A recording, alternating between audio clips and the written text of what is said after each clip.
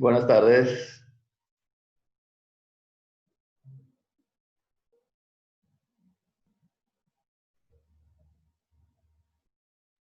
¿Me escucha?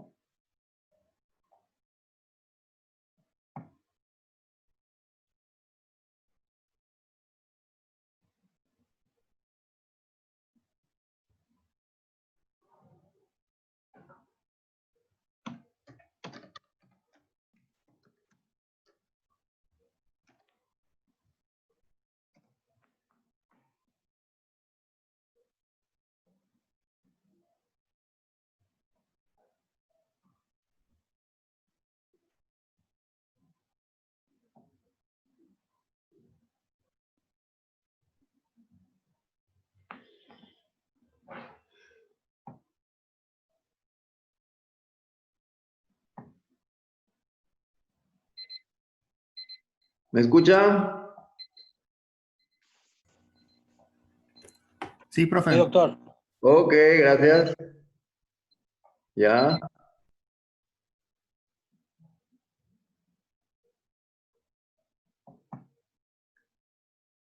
En un minuto comenzamos. Somos 8. Somos 8.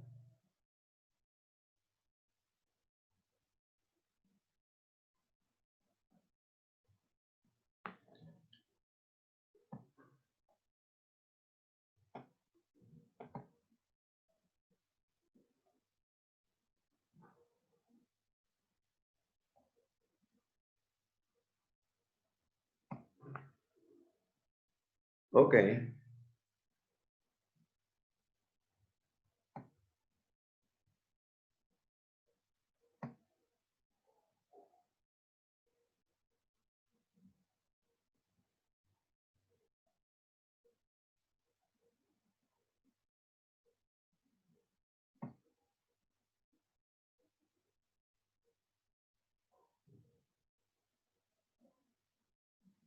Ya. Somos 11 por el momento. Ok.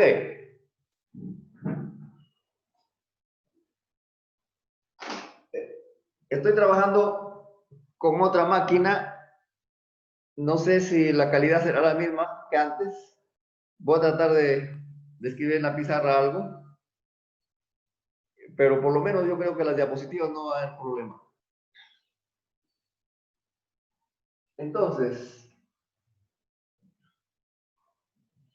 hoy día quiero explicar dos problemas.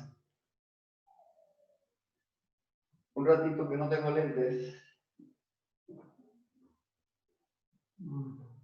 Ya.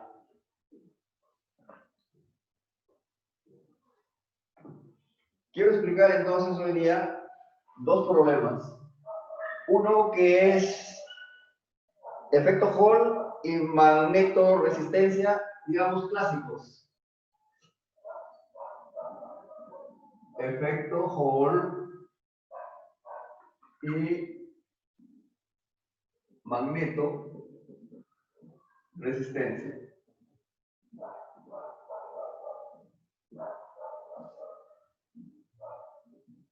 clásico. ¿Está bien? ¿De qué trata esto?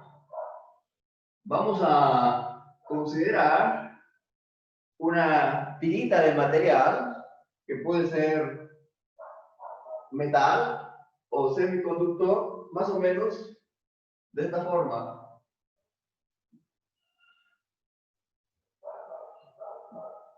Donde este puede ser la longitud, este el ancho y este el espesor. Vamos a ponerlo en inglés. Thickness. Entonces, hay un campo magnético a lo largo del eje Z, ¿no? Acá está el eje X, el eje Y saliendo de la pizarra, el eje Z. Bueno,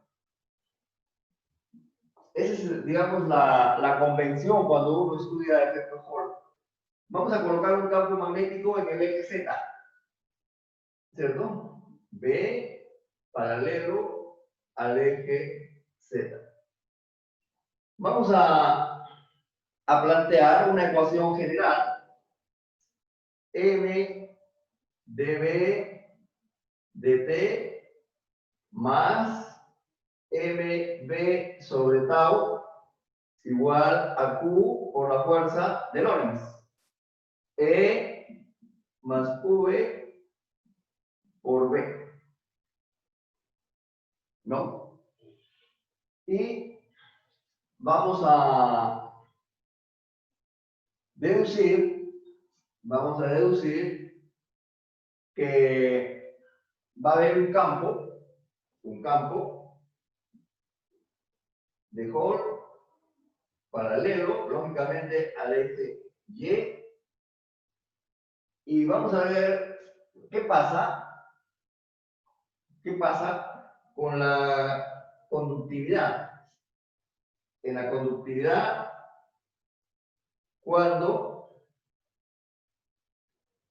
analizamos solamente la corriente, el flujo de portadores en la dirección E. Esta parte de la conductividad, que como vamos a ver, le vamos a llamar en realidad sigma XX. Vamos a considerar la conductividad como un tensor. Y lo importante del primer ejercicio es notar que dependiendo del tipo de material que tenemos, es decir, si tenemos un metal, que en lenguajes más técnicos se dice un material cuyos electrones están en una sola banda, cuyos portadores están en una sola banda, en ese caso vamos a decir que sigma XX es el mismo a sigma 0, como si no hubiera campo magnético. Pero, si este es cuando hay una sola banda, o sea, un metal, pero cuando hay dos bandas o más, vamos a explicar entonces que el sigma XX va a depender del campo magnético aplicado transversalmente. En este caso se dice que tenemos un fenómeno de magnetoresistencia. O sea, en los modelos simples que hemos estudiado, la magnetoresistencia solo aparece cuando el material tiene portadores en dos bandas, en dos zonas de brillo, ¿no? Ese es un primer ejercicio que vamos a ver. Y el otro ejercicio, creo que tengo que... ya. Puedo inclinar un poquito ¿sí?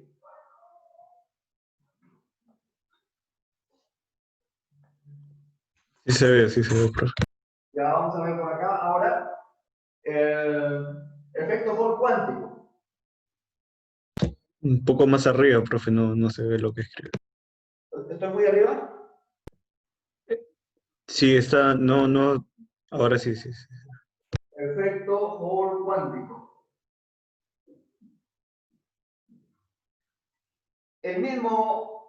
La misma tinta de material, pero ahora, acá T clásico, el T clásico en el efecto Hall clásico es de unos milímetros, digamos 1 milímetro, normalmente.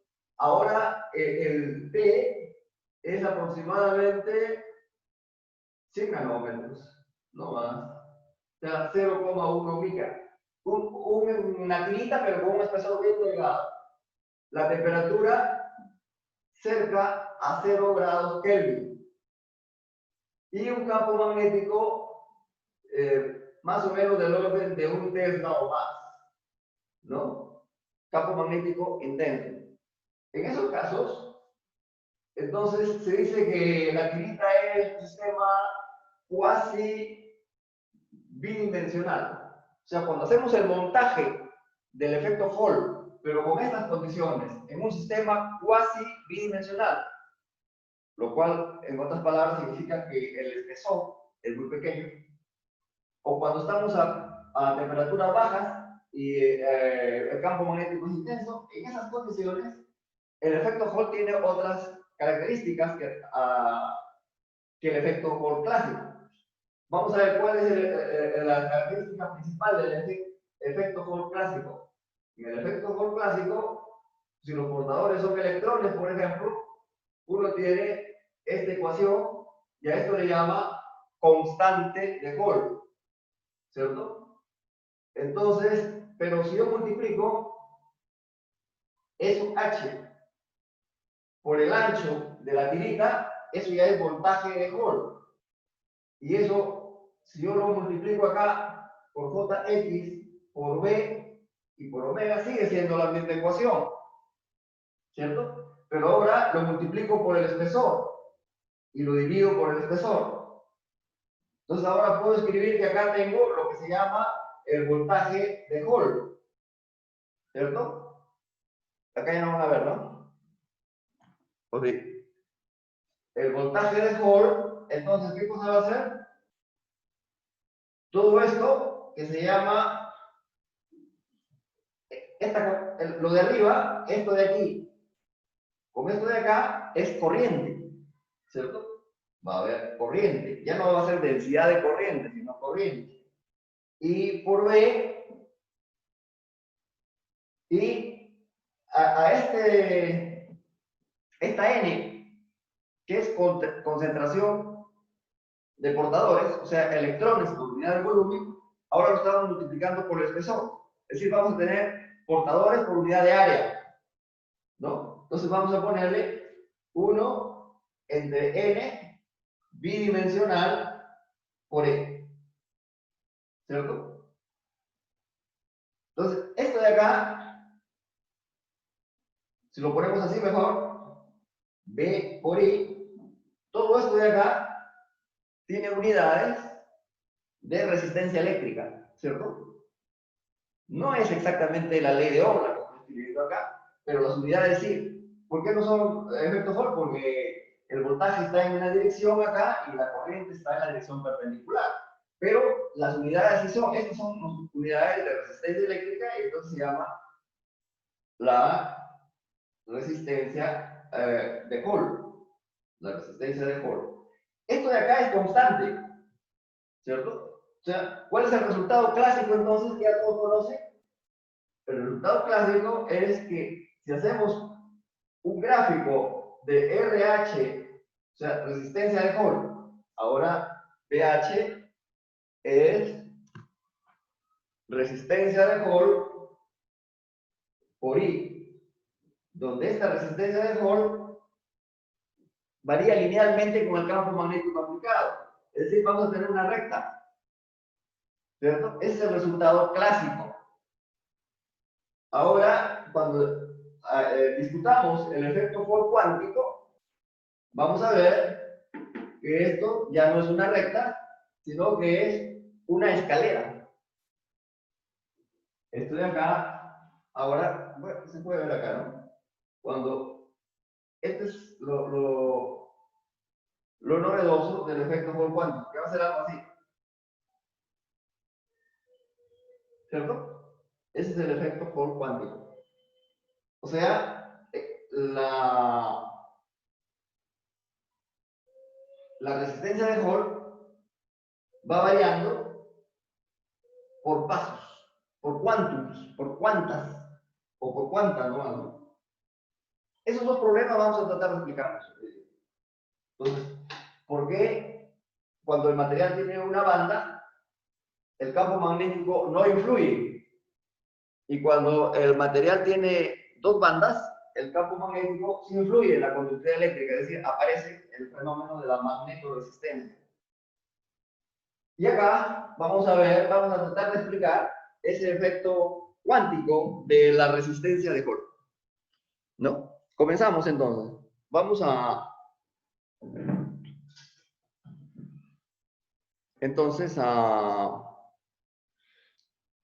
mostrar las diapositivas. Pero sí, creo que es este. Ya. Ahora sí. Acá hay dos diapositivas. Espero que sea este de acá. Ahora. Propiedades térmicas. No.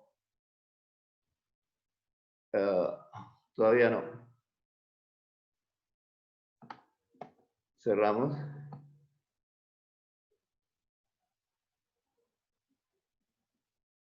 Ok. Ay, ay, ay. Y ahora, este de acá, ¿qué es? Este es. Entonces, ¿están viendo, no?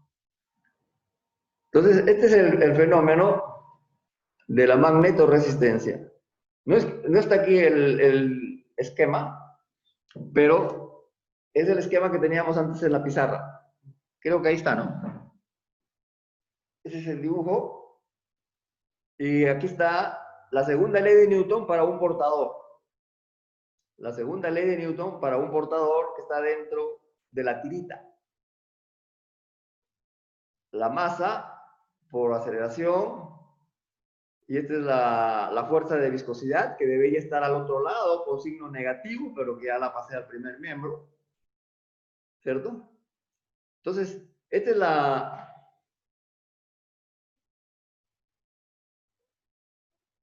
segunda ley de Newton para un portador dentro de la tirita.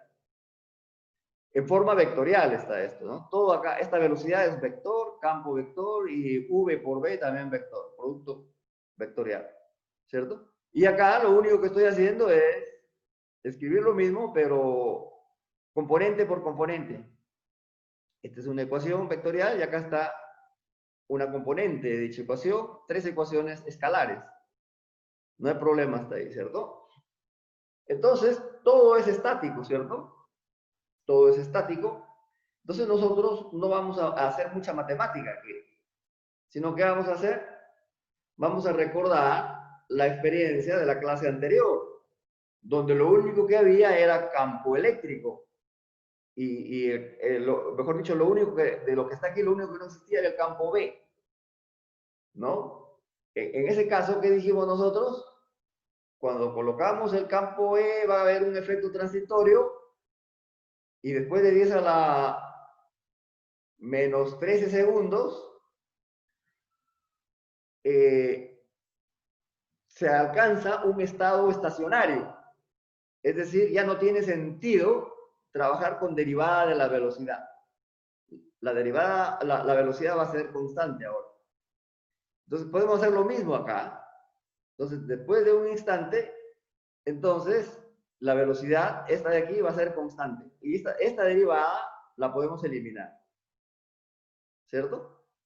Estamos resolviendo las ecuaciones de una manera práctica.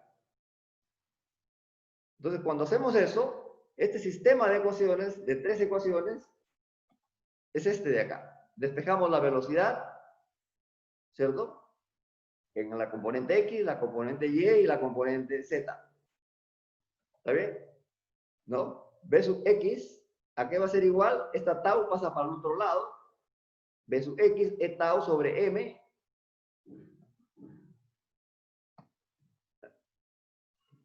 ¿Alguien está llegando? Que entren todos.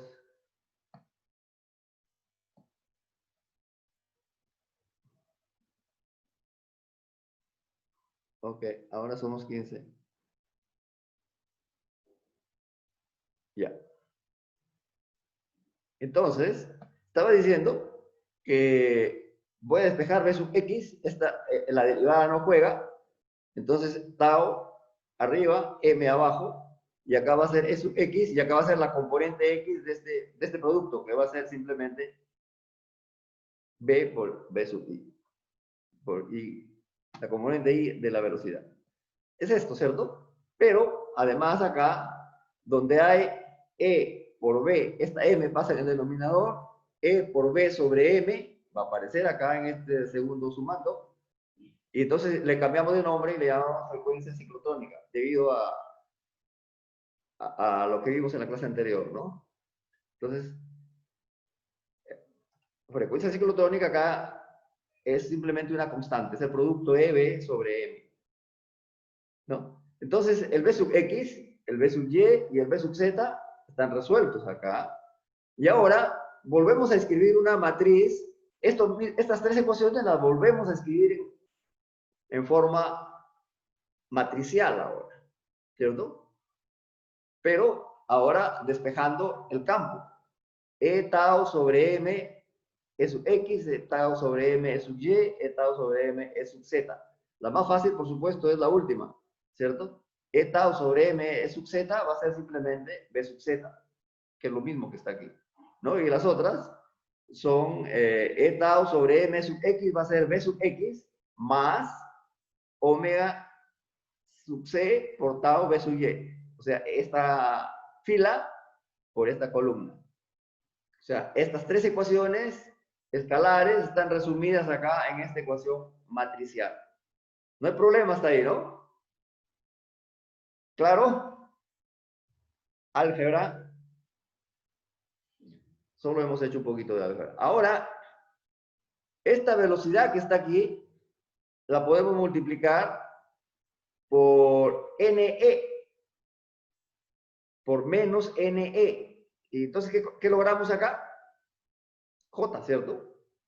Si a esta velocidad la multiplicamos por NE, por menos NE, y acá también por menos NE, entonces esto queda J. Y vamos a tener, entonces, una relación entre J y E. Una relación matricial. Aquí está. Lo que era B, lo transformamos en J, multiplicándolo por NE. Y ahora vamos a tener esta ecuación. JX, JY, JZ. ¿Ven esta parte de acá o no? ¿Ven todo? Sí, profesor.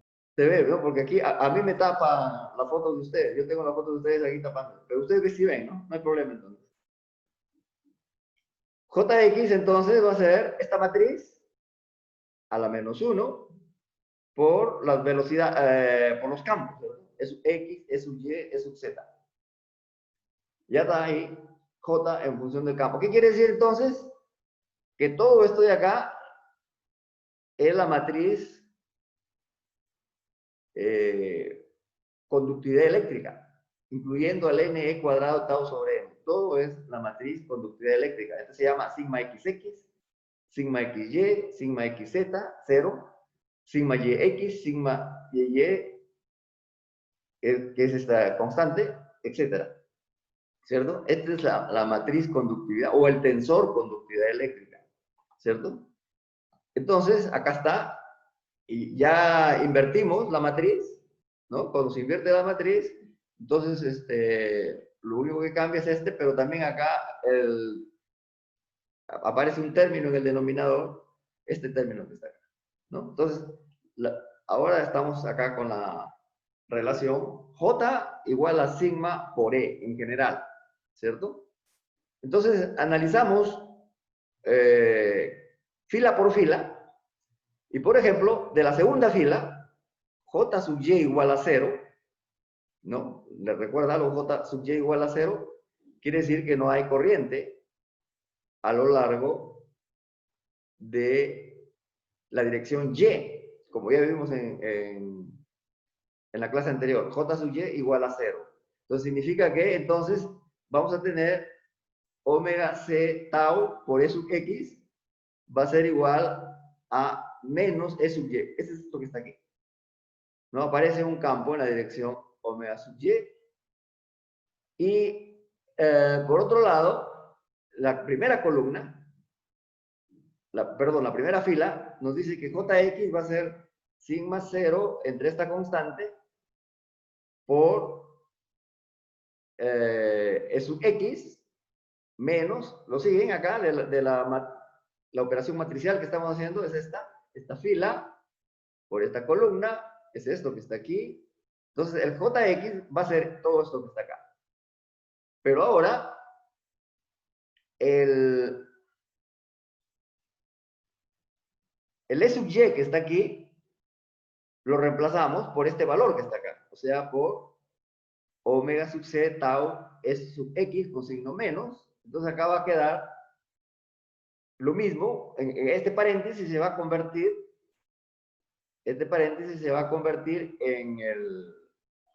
en el denominador y se va a cancelar. Lo único que va a quedar es j sub x igual a sigma sub 0 por E sub x. O sea, el campo magnético no interviene en la conductividad a lo largo del eje X, ¿no? En la resistencia longitudinal, digamos, no interviene. Eso es lo que está aquí. Y esto de acá es lo que se llama el efecto Hall. Lo primero que vimos se llama el efecto Hall. E sub y igual a menos omega sub c tau por E sub x, ¿cierto? Y que se puede poner también en la forma, lo llevamos a la forma del efecto Hall que ya vimos en la clase anterior. O sea, este tratamiento matricial de un campo magnético y un campo eléctrico actuando sobre una tirita nos lleva a la existencia del efecto Hall y a la conclusión de que el campo magnético no altera la conductividad o la resistividad eléctrica a lo largo del eje X. Se puede seguir manteniendo. Lo que les decía en la clase anterior, hay un efecto transitorio, los portadores en los primeros 10 a la menos 13 segundos forman una especie de capacitor, carga menos, carga más en los bordes, pero después de eso ya no son desviados y pasan normalmente a lo largo de la dirección S sub X. Eso es lo que está diciendo acá, ¿cierto? Pero ¿qué pasa cuando tenemos dos bandas? Entonces, eso de aquí lo he puesto aquí solamente como un problema propuesto por el libro de Kittel, edición quinta edición en inglés. Entonces, para explicar qué pasa cuando el material tiene dos bandas, voy a valerme de este problema propuesto por Kittel. ¿Qué dice este problema?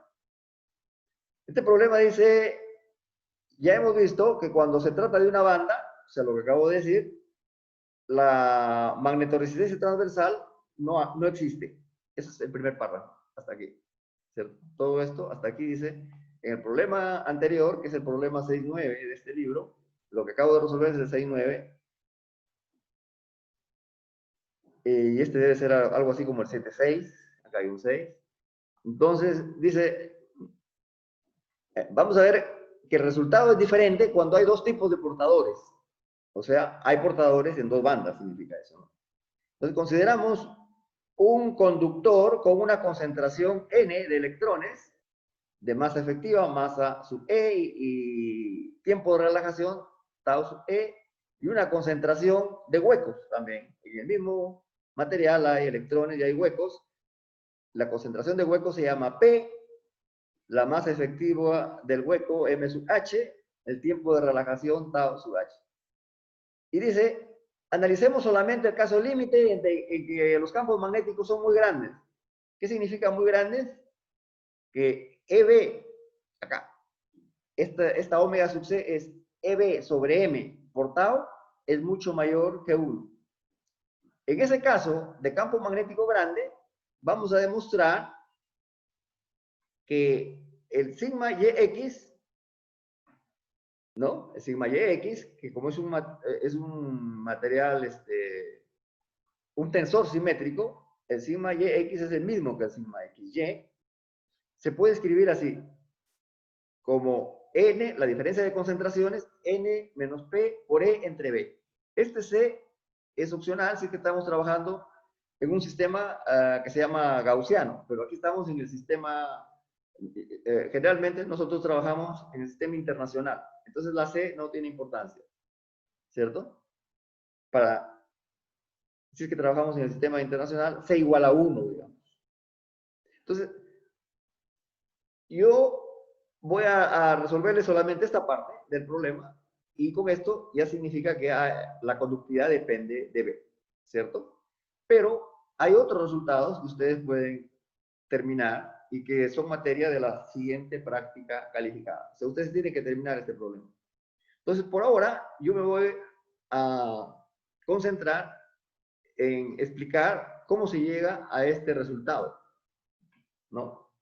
Entonces, tenemos que para electrones, la relación entre la conductividad de electrones y el campo eléctrico aplicado en presencia de un campo magnético es esta matriz, ¿cierto? Ahora, lo que hay que hacer es escribir otra similar, pero donde haya conductividad debida a huecos y el mismo campo eléctrico. ¿Cómo es la conductividad debido a huecos en presencia del mismo campo eléctrico? Y después sumar ambas, ¿no? Porque la corriente eléctrica total es la corriente de electrones en la banda de conducción más la corriente de huecos en la banda de valencia. Entonces, y a partir de esa suma, vamos a obtener una nueva J igual a sigma E, y ese sigma ya va a depender del campo magnético. Eso es lo que les estaba diciendo. Esto es lo que ya tenemos para electrones. Este es el resultado mismo que hemos hecho. Así, conforme está aquí. Pero, aquí hay que simplificar esto haciendo la consideración del enunciado del problema. ¿Qué dice el problema? Campos muy altos, de tal manera que este omega sub CE es mucho, omega sub C por T, por tau, mejor dicho, es mucho mayor que 1. O sea, eso significa simplemente que nos podemos olvidar de este 1. Es tan grande este término de acá que el 1 no significa nada. Podemos eliminar el 1. Entonces, tenemos lo mismo, pero eliminando el 1. Y para huecos, acá hay un subíndice hueco. Para huecos, escribimos una igualita, pero si ustedes revisan las ecuaciones para hueco del principio, es decir, tienen que comenzar desde acá, desde el principio, y plantear las ecuaciones para hueco. Para hueco, ¿cuál es la diferencia solamente? Que la carga del hueco es más E, ¿cierto? La carga del hueco. Haciendo ese cambio, entonces ustedes van a tener el mismo resultado que para electrones, solamente con la matriz ahora invertida. Acá hay menos, más, ahora va a ser más, menos. Y el resto, igual. Por supuesto, hay que usar los datos del hueco, P, M sub H y tau sub H. Entonces, estas dos ecuaciones, mejor dicho, son la conductividad parcial de electrones y la conductividad de huecos. Se suman, yo tengo la conductividad total. O sea, cuando sumo, pero antes de sumar, elimino el 1. Antes de sumar, elimino el 1. Este 1, acá ya está eliminado el 1.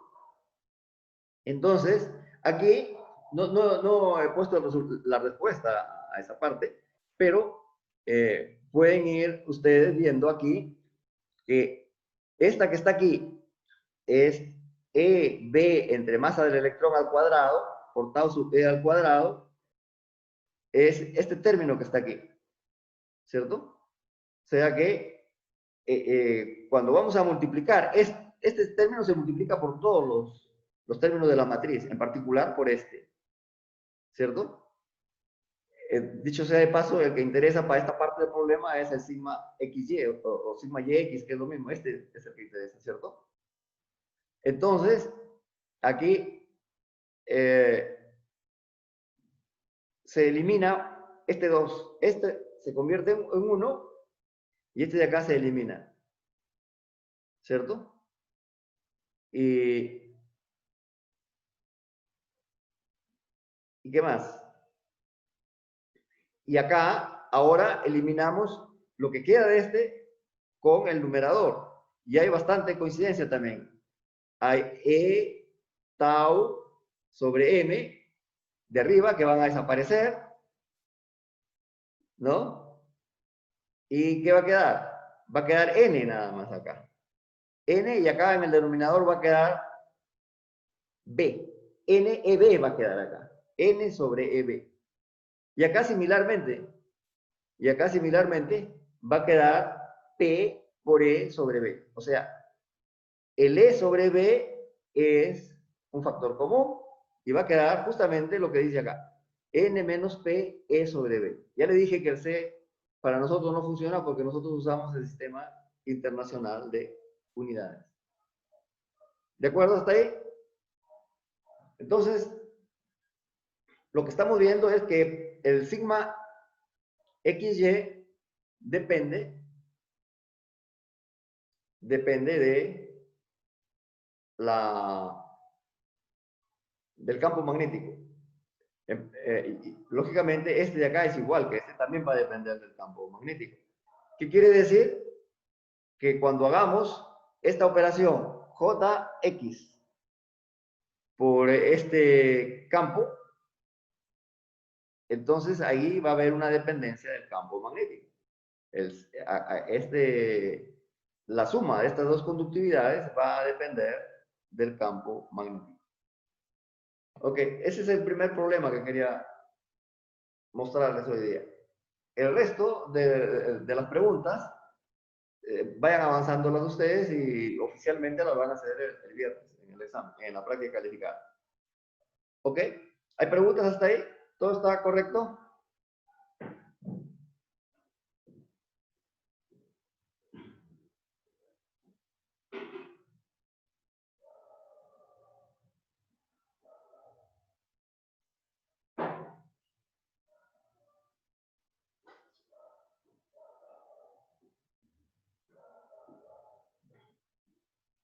Ahora, vamos a hablar del efecto Hall cuántico. Ya había hecho una introducción sobre el efecto Hall cuántico. Es una variante del experimento del efecto Hall clásico, que experimentalmente tiene los siguientes cambios. 1, se realiza a bajas temperaturas. 2, las muestras son cuasi bidimensionales. ¿Qué significa cuasi bidimensional? Significa que el espesor es muy pequeño y los campos magnéticos son altos, o sea, son de un Tesla para arriba. ¿Está bien?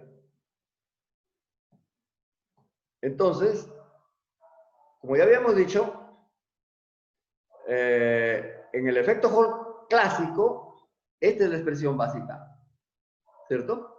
Esta es la expresión básica cuando teníamos cuando teníamos portadores electrón.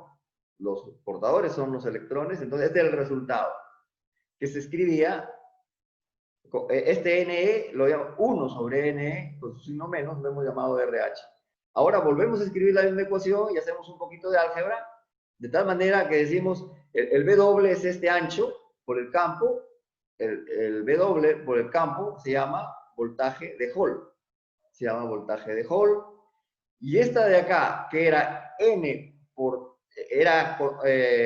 número de electrones por unidad de volumen, al multiplicarlo por T al multiplicarlo por el espesor, se convierte en número de electrones por unidad de área. Y como hemos multiplicado acá por W y T, WT es la sección transversal, ¿cierto? W y T es la sección transversal. ¿No tengo una muestrita por acá? No, pero más o menos, no sé si verán esto. Este es el espesor. Imagínense que este es un cuadrado, este es W, y esta es la longitud, y este es el espesor. Pero ahora el espesor lo hemos cancelado, ya no aparece en las ecuaciones, solamente es, con lo que queda el número de electrones entre longitud y W. Ok, entonces, a ver. Entonces, queda esta cosa, el B sub H es igual a la concentración bidimensional de electrones por el B y por el I. Todo esto de acá se le llama resistencia de Hall. Todo esto de acá se le llama resistencia de Hall. Y la resistencia de Hall la escribimos acá y vemos que todo esto es constante. Entonces la resistencia de Hall depende linealmente del campo magnético en este problema clásico. Pero vamos a ver que en el problema cuántico no es así, sino que en el problema cuántico la resistencia de Hall va cambiando por pasos. Salta. Hay saltos cuánticos de resistencia de Hall, ¿no? Entonces, acá comienza con el n igual a 2. Vamos a ver que el n igual a 1 se obtiene para campos más altos. Posiblemente este experimentador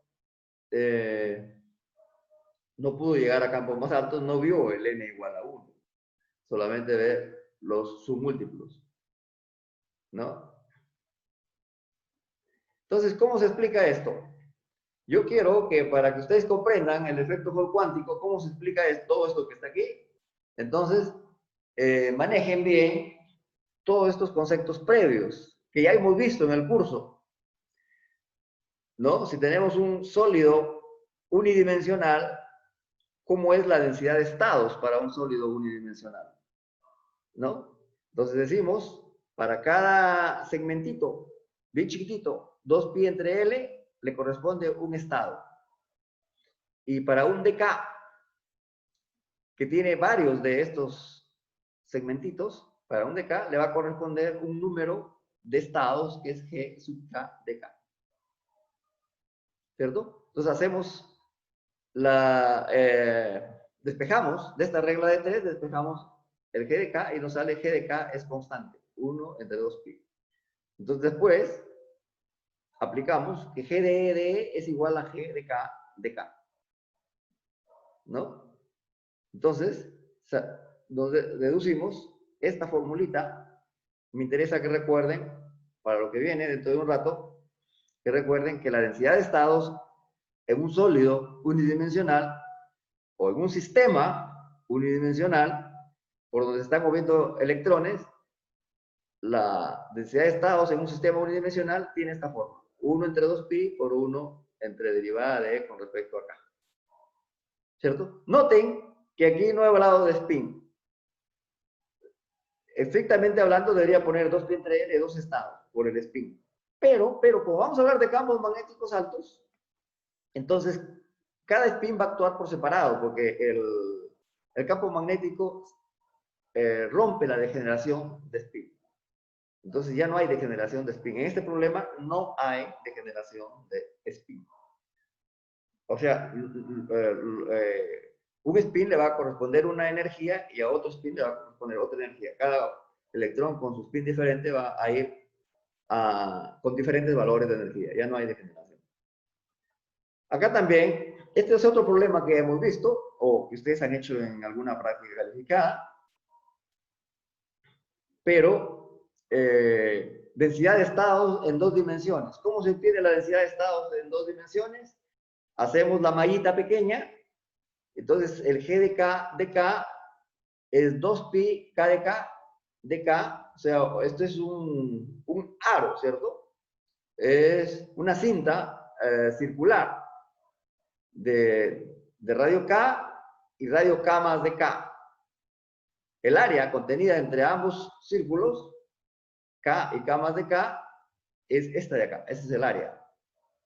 El área sobre 2pi entre L cuadrado, supongamos que el largo es igual al ancho, entonces, ¿qué dice? Que esto es el número de estados entre K y K más de K. Es el número, pero sabemos que se cumple que E sub K es H barra cuadrado, K sub X cuadrado, más K sub Y cuadrado, etc. Es un módulo de K, entonces. Entonces, y cuando derivamos el dE, vamos a tener esta ecuación de acá. O sea que este K de K que está aquí, este K de K, puede ser reemplazado por todo esto que está acá. Además, sabemos que G de E debe ser G de E de E es igual a G de K de K. Entonces, ¿qué tenemos? Que para este sistema de electrones en una caja bidimensional, la densidad de estados es esta constante, ¿cierto? En 3 dimensiones, ¿cómo es la densidad de estados? ¿Alguien quiere mencionar, acordarse? ¿Quiere decir?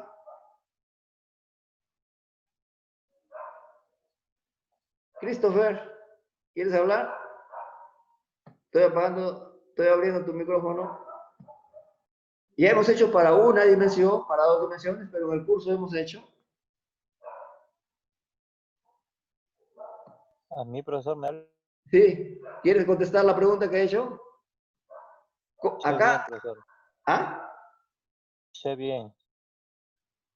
¿Cómo es en el caso tridimensional? Ya hemos hecho para el caso bidimensional, está acá. Unidimensional. ¿Cómo depende de la energía?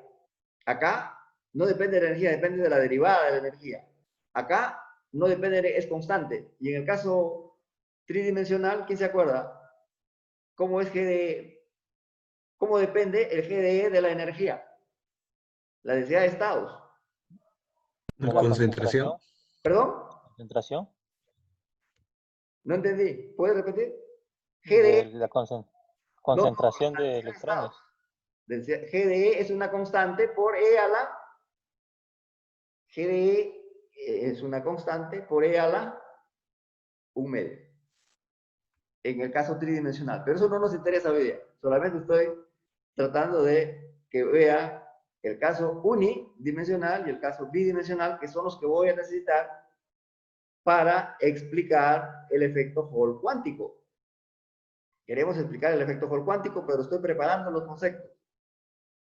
Y voy a necesitar estos 2 conceptos: densidad de estados de un gas unidimensional y densidad de estados de un gas bidimensional. Y de pasada les quería hacer recordar la densidad de estados de un gas tridimensional. Ok.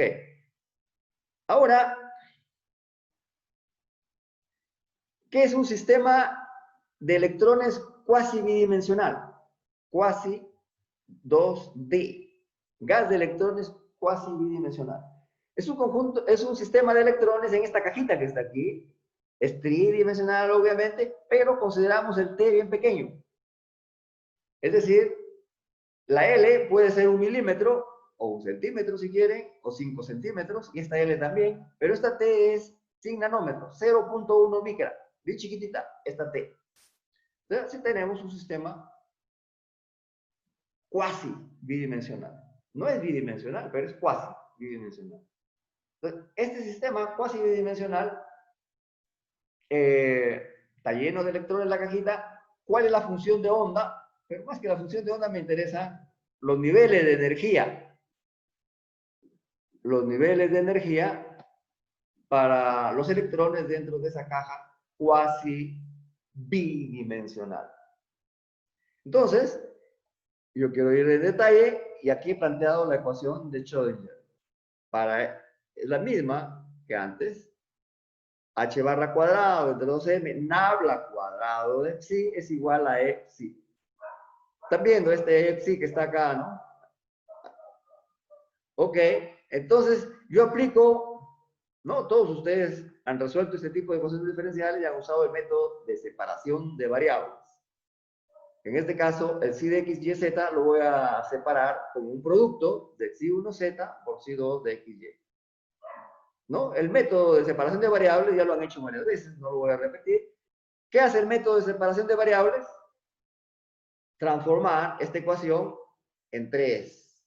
Pero ahora no me interesa en 3, me interesa en 2 nada más. ¿Cierto? Este sistema de ecuaciones, entonces, con esta separación de variables que estoy haciendo aquí, lo transformo en 2 ecuaciones diferenciales. Una para la variable z, que está aquí, es una ecuación de Schrödinger en la dirección z, y esta de acá en la dimensión xy.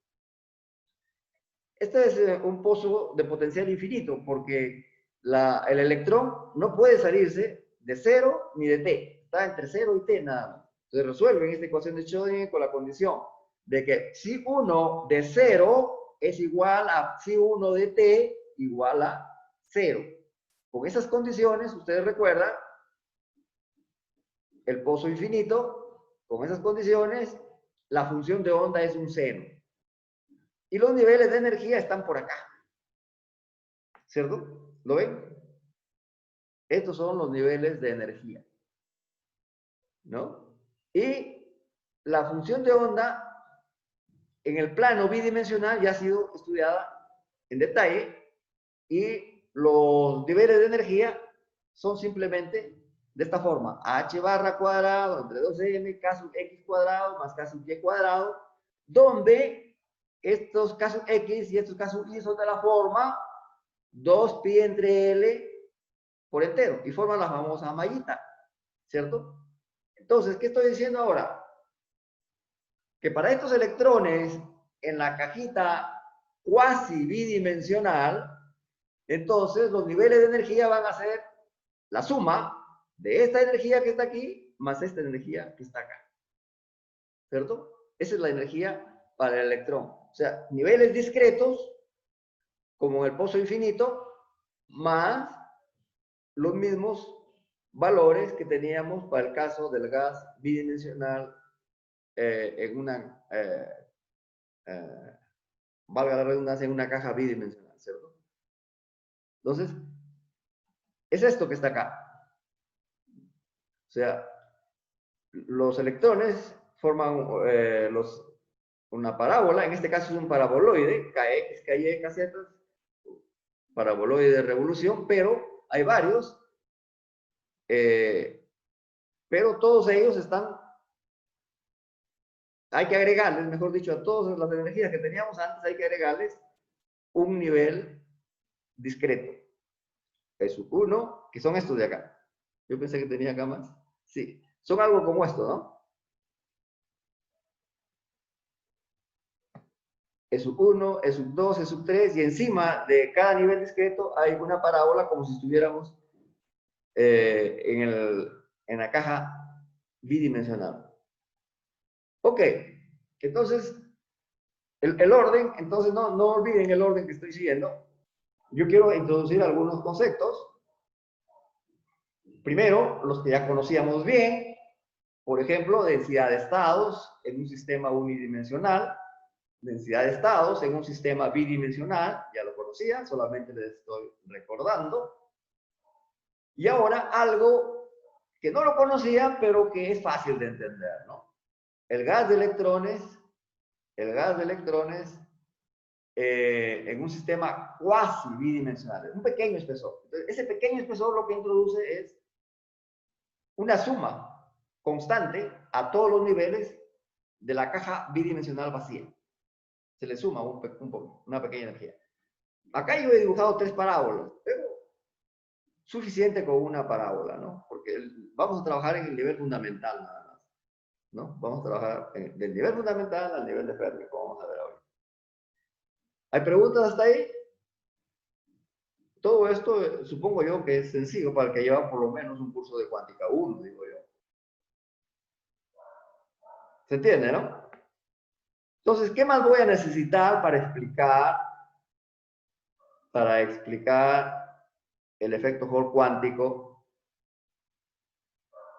Para explicar el efecto Hall cuántico, obviamente lo que necesito es, ¿qué le pasa a los electrones que están en esta cajita cuasi bidimensional cuando coloco un campo magnético? Este ya no es un problema tan sencillo. Pero felizmente yo encontré una referencia que aquí se la he anotado para ustedes. Libro de Sigma, ahí resuelve el problema. Los demás libros no lo resuelven y ponen de frente el resultado.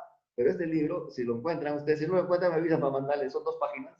Le puedo mandar la solución a ese problema si es que se interesa. Resuelve el problema de un campo, un sistema de electrones, mejor dicho, cuasi bidimensional, en una cajita,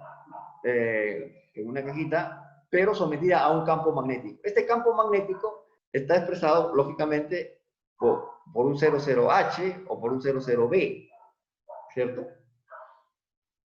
Entonces, pero también por su rotacional, digamos, por el campo vectorial magnético. El rotacional del campo vectorial magnético me da el campo H, ¿cierto? Entonces, y en mecánica teórica, cuando estudia lagrangiano, hamiltoniano, ecuaciones de Hamilton, y tienen que ver que la derivada del hamiltoniano, por ejemplo, con respecto a x punto, nos da p. Entonces, cuando se trata de este problema de un electrón en un campo magnético, entonces, para estar de acuerdo con las leyes de la mecánica clásica, entonces el vector P se generaliza, ya no es simplemente H entre barra I, ya no es solamente MB, sino es MB menos EA. Y en mecánica cuántica, el MB es H barra I entre nada, ¿cierto? O sea, este es el momentum generalizado. P cuadrado, no hay potencial acá, ¿no? No hay potencial eléctrico, solamente hay potencial vectorial magnético. Y esta es la energía. No, esta es la ecuación, entonces, para un electrón en un campo magnético, ¿no? Y hay que resolver, y cuando se resuelve, se encuentra esta ecuación que tiene otra vez dos niveles, porque estábamos en una cajita cuasi bidimensional, no se olvide. Una va a ser para la dirección Z, donde los electrones van a ser libres, porque el campo magnético está en la dirección Z y no actúa sobre un lado. No, si el campo está en la dirección Z, no actúa sobre las partículas que tienen una velocidad en la dirección Z, porque el campo vectorial es producto vectorial, y el producto vectorial de dos vectores paralelos es 0. Pero entonces sale esta ecuación que está acá, o sea, esta ecuación se transforma en esto, y hacemos también separación de variables, y cuando hacemos la separación de variables vamos a encontrar dos ecuaciones. Esta es sub 1, que es la misma de antes, y esta es sub 2, es sub 1, que son los niveles de la cajita, como ya vimos antes, la cajita con potencial infinito, y el E sub 2, los valores propios de E sub 2, o sea, debido al campo magnético, son frecuencia ciclotrónica por H barra por L más un medio. Es decir, como si fuera un oscilador armónico. En realidad el libro no resuelve, la referencia que le estoy mostrando, no resuelve la ecuación diferencial, sino le dicen, miren, esta ecuación diferencial se parece a la de un oscilador armónico. Ah, entonces las respuestas son igualitas que la del oscilador armónico. Y estas son las energías, entonces. La suma de estas dos, mejor dicho, esta que está aquí más esto que está acá, es la energía para los electrones que están en la cajita cuasidimensional y sometida a un campo magnético a lo largo del eje Z. ¿Está bien? Estos niveles que están acá, estos niveles, se llaman niveles de Landau. Estos valores de energía son discretos. Para cada entero hay un nivel. Se llaman niveles de Landau. Es importante ver que en cada nivel de Landau no hay un Kx, un Ky, sino hay todo, es un nivel degenerado, y la degeneración es todo esto de acá. Ese es otro problemita que demuestra esta referencia. O sea, los demás libros no hacen esa demostración, simplemente dicen la degeneración de estos niveles, o sea, el número de funciones de onda de electrón, el número de funciones de onda de electrón que tienen esta misma energía son D por H barra omega C. D por H, ¿qué es D? Por eso les decía que tendría que introducir una cosa. D es esta D que está acá. O sea, la densidad de un gas de electrones bidimensional. ¿Está bien?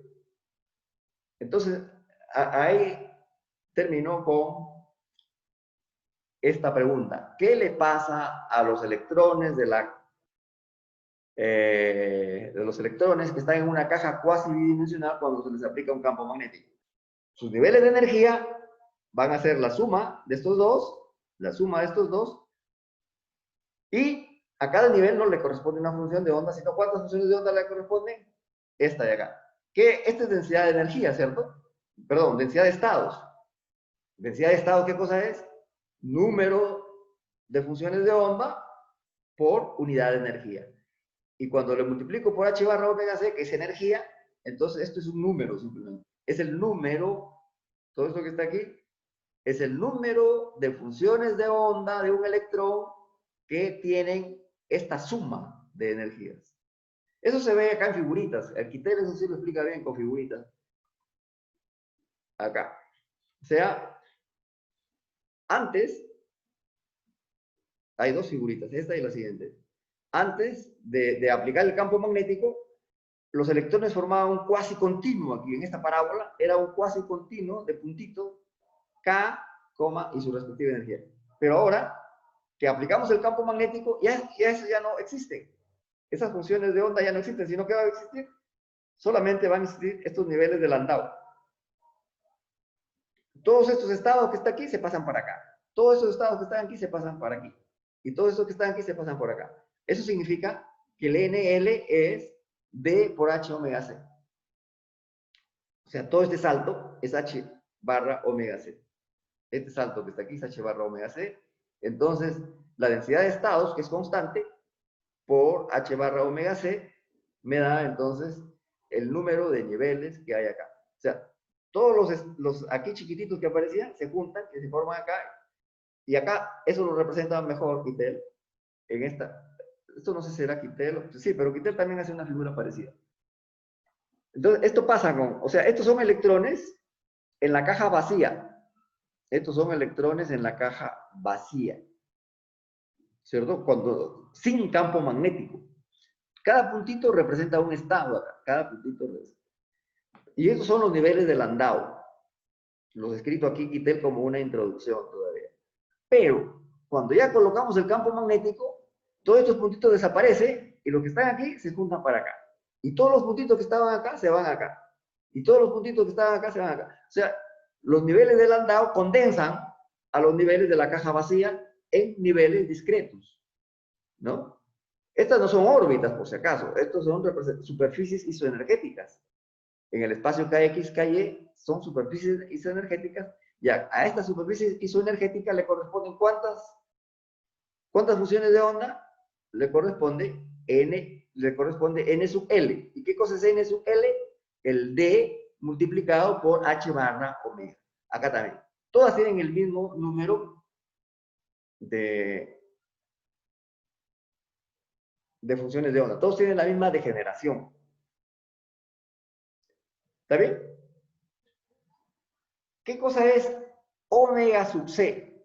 Aquí está, ¿no? Está chiquitito en el Kittel, pero ustedes lo van a ver, lo pueden agrandar, van a tener esto. Este salto, o sea, la diferencia entre este nivel y este nivel es H barra omega C, pero omega C es EB sobre M. H barra por EB sobre E. Entonces, ¿qué quiere decir? Que cuando voy aumentando el campo, estos niveles van a ir cambiando. Acá están los niveles, por ejemplo, para un campo B sub 1, pequeño, ¿no? Y terminan hasta aquí, ¿no? Pero si aumento el campo un poco, los niveles cambian. 1, 2, 3, 4, y terminaba aquí, ahora es 1, 2, 3, 4, y se va hasta acá, hasta el nivel de Fermi. ¿Cierto? Hasta el nivel de Fermi. Quiere decir que de aquí para acá pueden haber niveles, pueden haber estados, pero estados posibles, no están ocupados. Del nivel de Fermi para abajo están ocupados, ¿no? Entonces, estos son los niveles. Esto que está acá, este rectangulito del centro, y este rectangulito de acá también, son para caja vacía, cuando el campo es cero, como dice acá. Pero lo que le pasa a estos electrones que están aquí en caja vacía cuando les aplico el campo. Si el campo es pequeño, se dividen en estos 4. Y si el campo va creciendo, se dividen en estos 4 también, pero más grandecitos.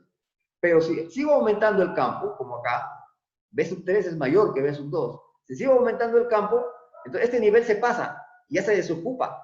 Y tiene que devolverle todos los electrones a los que están abajo. ¿Cierto? Entonces los niveles ocupados que están por debajo de Fermi, nivel de Fermi, ahora están por acá. Hay 3 nomás. ¿Cierto? Pero eso, si yo sigo aumentando un B sub 4, que sea mayor todavía que B sub 3, ¿qué va a pasar? Este nivel, si el campo fuera mayor que B sub 3, este nivel va a pasar arriba también, y ya van a quedar solamente 2 niveles de Landau debajo del nivel de Fermi. Y si aplico un campo B sub 5 mayor todavía, entonces, ¿qué va a pasar? Me puedo quedar con un solo nivel de Landau debajo del nivel de Fermi, que acapara a todos los electrones. O sea, todos los electrones pueden estar en un nivel de Fermi, o pueden estar en 2, o en 3, o en 4, como acá. Eso hay que comprender para entender, entonces. Si entendieron eso, el efecto Hall cuántico es muy fácil de entender. ¿Entendieron eso de acá o no? ¿Ya están preparados para entender el efecto Hall cuántico o no? A ver. Hagan preguntas si desean.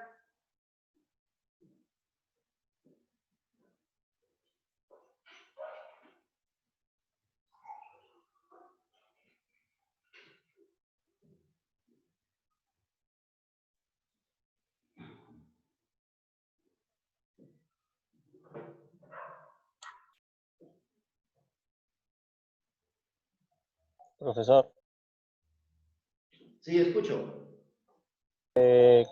la imagen de los círculos concéntricos con la figura última que he explicado, ¿en qué se relacionan? Porque ¿es lo mismo? ¿Cuál? Ah, ya. Los círculos con los rectangulitos de la derecha. Claro, es lo mismo explicado de dos maneras. O sea, esto de acá, estos círculos que están acá, aquí no significa nada los círculos, son una referencia nomás. Vamos a decirlo así. Los círculos todavía no están actuando, pero acá dice, estos son superficies isoenergéticas, como decíamos desde el principio cuando hablábamos de gas en caja vacía. Este es un gas en caja vacía, pero bidimensional, ¿cierto? Si fuera tridimensional, estos serían esferas isoenergéticas. Pero en el caso bidimensional, estos son círculos isoenergéticos. Estos son círculos. Lo que esta de acá ya no son solamente círculos, sino que son círculos donde cada puntito que está aquí representa un estado cuántico. ¿Qué significa? Que todos esos que estaban en caja vacía sin campo magnético, cuando hay campo magnético, todos se reúnen y van a estas superficies energéticas. Solamente hay estados ocupados en las superficies isoenergéticas. Ya no, así como acá en todo el volumen, o sea, en todas las superficies del espacio recíproco, ¿cierto? Solamente hay estados acá. Eso es lo que significa esto de acá. Esto es el mismo, porque acá las energías están, en lugar de superficies isoenergéticas, tenemos acá un cuasi continuo de niveles de energía, ¿cierto? Todos estos son los niveles de energía posibles, cuasi continuo. O sea, porque aquí faltan circunferencias. Usted puede dibujar más circunferencias si quiere acá, y cada circunferencia es una rayita acá, ¿cierto? Es un estado de energía. Pero ahora lo que decimos, todos los que tenían H barra omega sub C, de aquí a acá hay un valor de energía, un intervalo de energía H barra omega sub C, multiplicado por la densidad de estados. Todos esos estados van a venir aquí, a este nivel, que es este que está acá. Y así sucesivamente. Este nivel de acá es esta energía. Esta es una superficie de energía. ¿Y quiénes van? Todos los que estaban por acá. Así. ¿De acuerdo? Entonces, es lo mismo, o sea, los dos dibujos, uno con circunferencias y otro con rectángulos y triángulos y segmentos, este de acá, los dos te tratan de explicar lo mismo. ¿Qué le pasa a los electrones de caja vacía bidimensional cuando le colocamos un campo magnético? Se concentran los electrones que estaban en un cuasi continuo de niveles, se concentran y pasan a formar solamente un sistema de niveles discretos, que pueden ser 5, 4, 3, 2, inclusive 1. Ya hay, todos los electrones tienen un solo nivel, y ese es el caso más extraordinario para el efecto Hall cuántico, como vamos a ver en un ratito. ¿Más preguntas?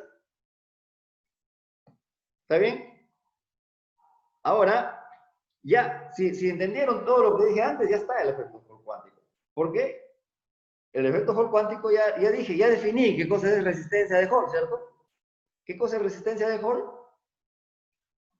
Hablé un poco de la resistencia de Hall y es justo lo que decía por acá.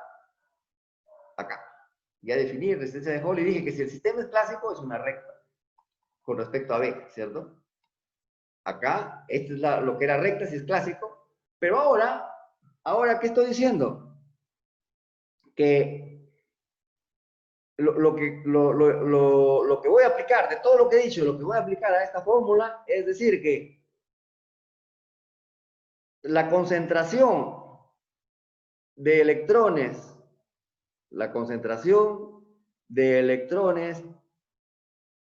en la caja vacía se puede escribir como la degeneración de un nivel de Landau por nu. Es decir, si aquí, digamos, supongamos que esta sea la energía de Fermi, de la energía de Fermi para abajo, teníamos un número de electrones n sub d por volumen, o n sub d por área, ese es el número de electrones, ¿cierto? Ahora vamos a tener 1, 2, 3, 4 veces n sub L, 4 veces n sub L, ¿por qué? Por el área también, ese es el, y por, a ver, la formulita esta que está acá, n sub L es la densidad por h barra omega c. ¿Está bien? O sea, si este n sub L lo multiplicamos por 1, si es que tenemos un nivel de Fermi, por 2, por 3 o por 4, ¿qué me va a dar? La densidad de electrones bidimensional. ¿Cierto? A ver. Esta, ¿dónde está? ¿Dónde está? Esta n sub 2d, yo he dicho, es el n sub L, el n de Landau multiplicado por nu. Es el número de electrones. Por supuesto, hay que multiplicarlo por una área. Es que este es número de electrones por unidad de área, entonces esto también es número de electrones por unidad de área. Para hacerla más fácil, todavía. Supongamos que pusimos un campo tan alto, que solamente quedó un nivel de Landau,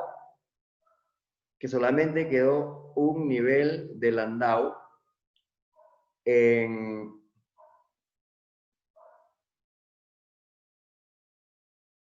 la caja, en el sistema, solamente quedó un nivel de Landau. Entonces, el nivel de Landau, ¿cuántos estados posibles tiene? El nivel de Landau tiene D sub 0 por H omega. Pero como hay uno solo, todos los electrones que estaban en la caja vacía se van a ese nivel de Landau. O sea que el N sub D es el número de Landau por 1. ¿Está bien? Pero si hay 2 niveles de Landau acá que quedan, o 3 niveles de Landau como está en este dibujo, si hay 3 niveles de Landau, entonces en cada nivel de Landau se reparten por partes iguales, porque la D sub 0 es constante y el H barra omega también es constante, porque hay un solo campo magnético, ¿cierto? Como hay un solo campo magnético, el H barra omega C es H barra por EB sobre M. Entonces, hay 3 niveles de Landau, todos los N electrones de la caja bidimensional se dividen en 3 partes iguales. Por eso decimos entonces que la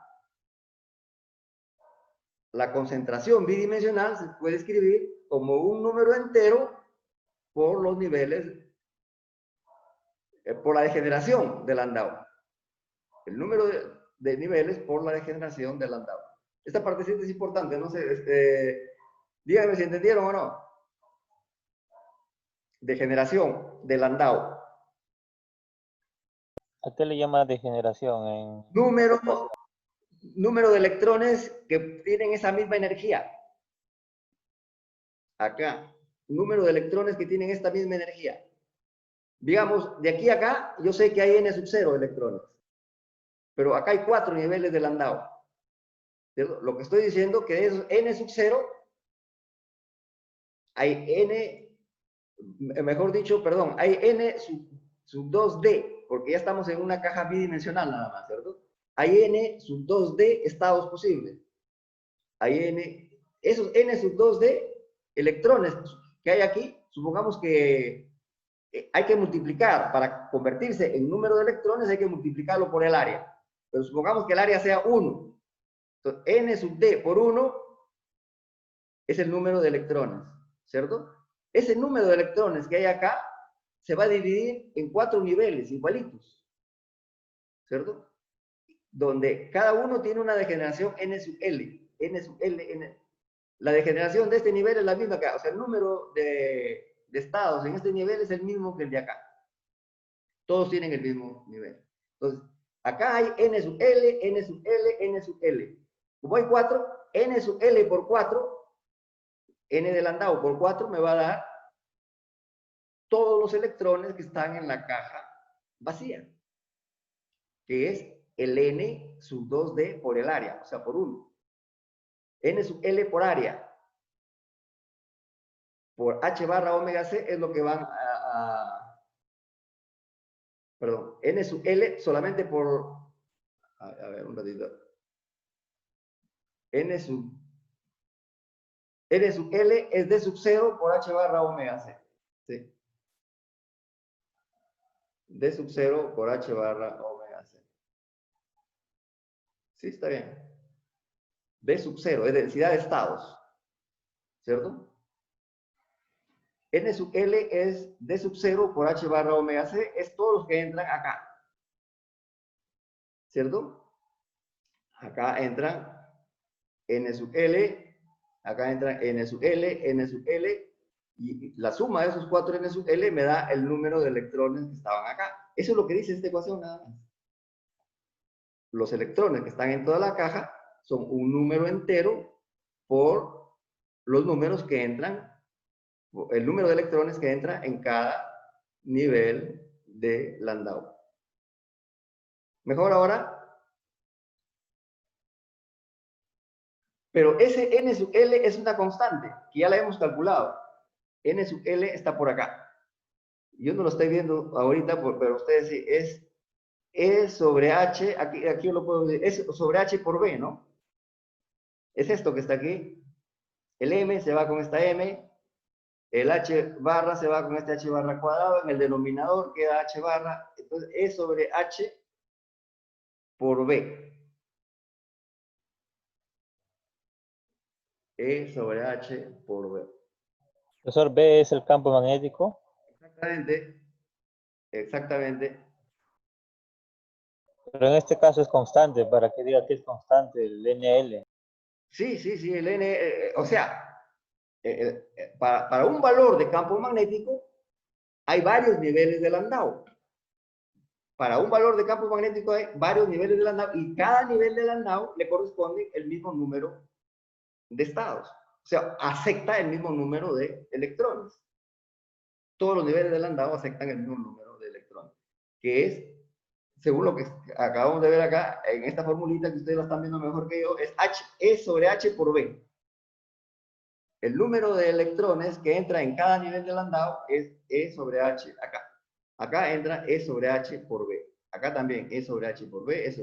Y la suma de todos estos es el número de electrones que está aquí. El número de electrones total de la caja. Y ese número de electrones se llama N sub 2D. Y ese es el que entra en la formulita de Hall, acá. ¿Cierto? Para la resistencia de Hall, N sub 2D. Esta es la fórmula para la resistencia de Hall que la vimos desde el método clásico. Entonces, esta N sub 2D, al reemplazarla aquí, y incluyéndole su valor, acá está ya, N sub 2D queda así, ¿no? Porque NL lo acabamos de ver, es E entre H por B. Este N sub 2D entra acá. Y entonces, ¿qué observan ustedes? Que el campo magnético se va a cancelar y que va a quedar E cuadrado sobre H en el denominador, o sea,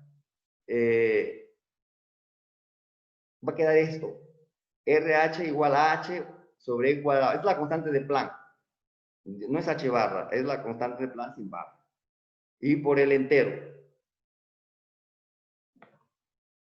Entonces, esto es lo que explica ¿qué cosa es nu? Yo he puesto acá con letras grandes. El nu es el número de niveles ocupados. Significa 4 acá, 3 acá, pero si le aplico más campo magnético puede ser 2 o puede ser 1. Ese es nu, número de niveles ocupados. Entonces, la resistencia de Hall es entonces esta constante universal, H sobre E cuadrado, entre el número de niveles ocupados. O sea, si el número de niveles que quedan debajo del Landau, debajo del nivel de Fermi, si el número de niveles ocupados que quedan acá es 1, entonces la resistencia de Hall va a ser solamente esta constante, H sobre E cuadrado.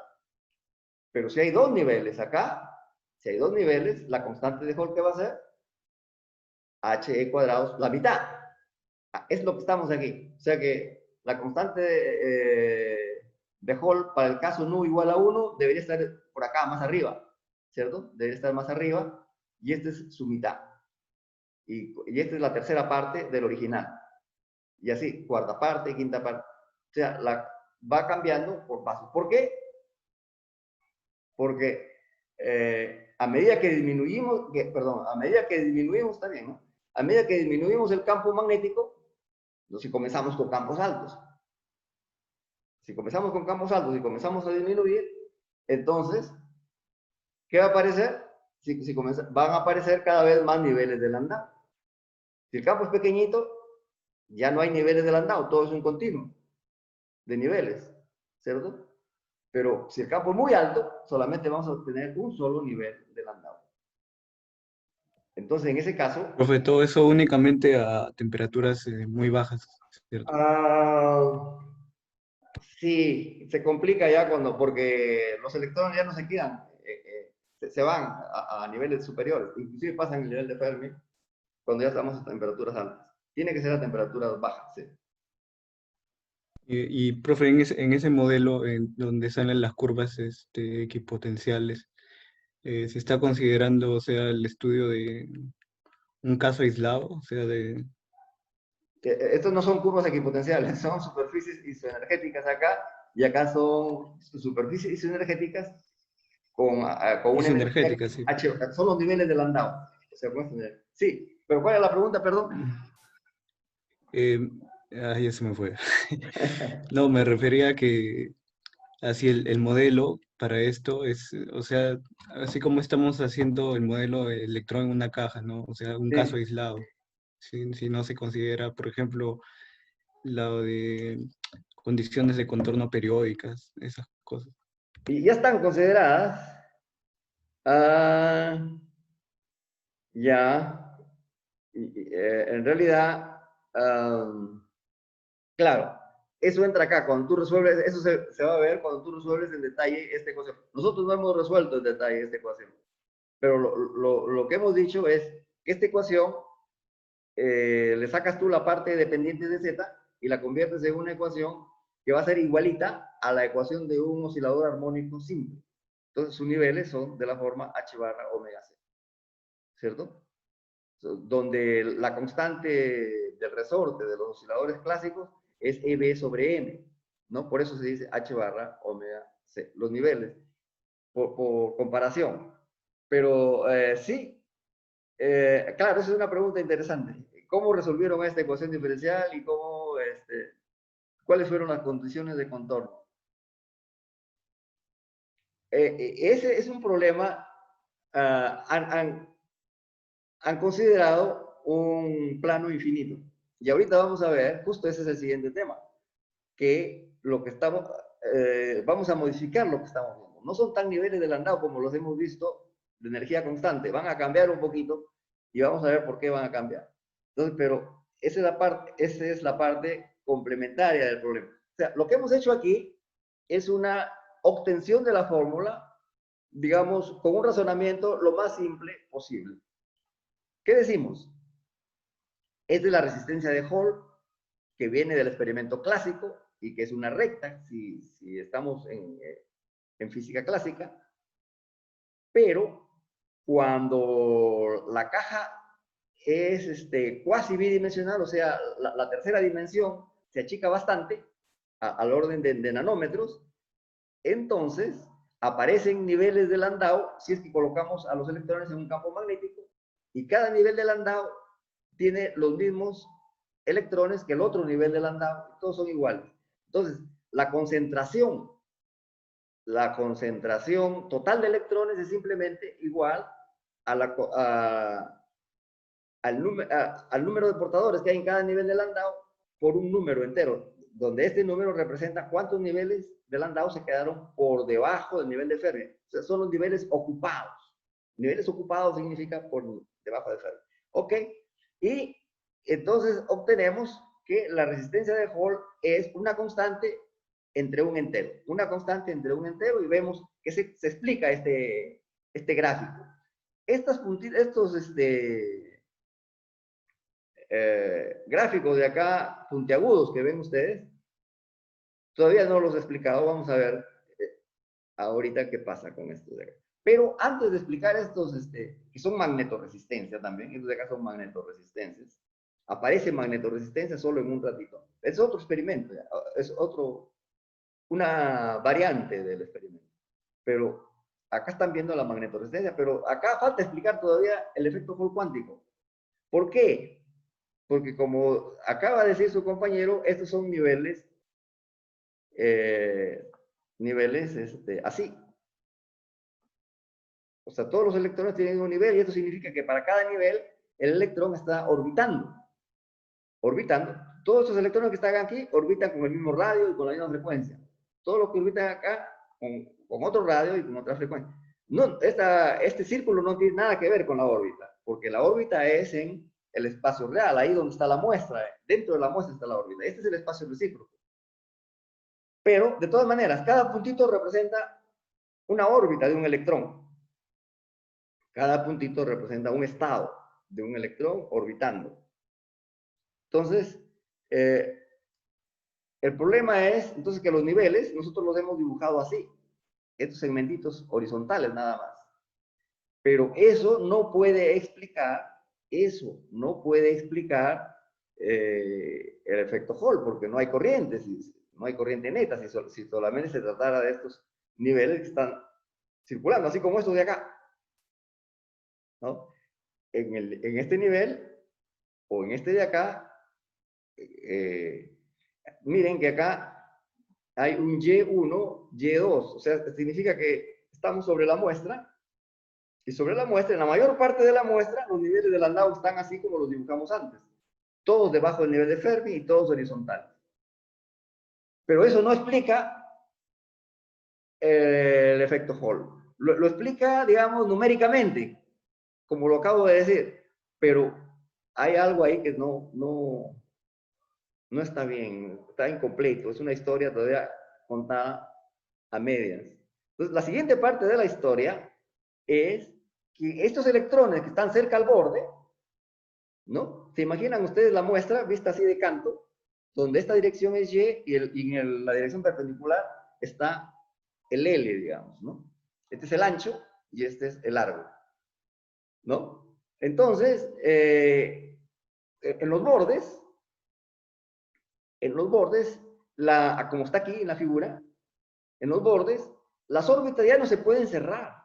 ¿Por qué? Porque hay un efecto de borde. No se puede salir el electrón para completar su vuelta. No se puede salir. Entonces hace este tipo de movimiento, una especie de elipsoide, porque rebota en el borde y continúa. Y siempre continúa en la misma dirección. Y acá también, en el otro borde, los electrones se mueven por los bordes diferente de cómo se mueven por el centro, ¿no? Entonces, cuando se mueven por el borde,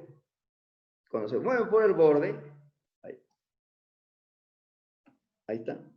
Cuando se mueven por el borde, se reflejan y se van todos en una misma dirección, así como aquí.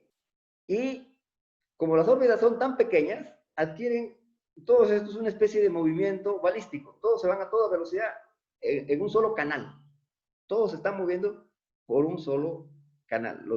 Se llama edge de borde, edge channel, o sea, canal de borde, ¿no?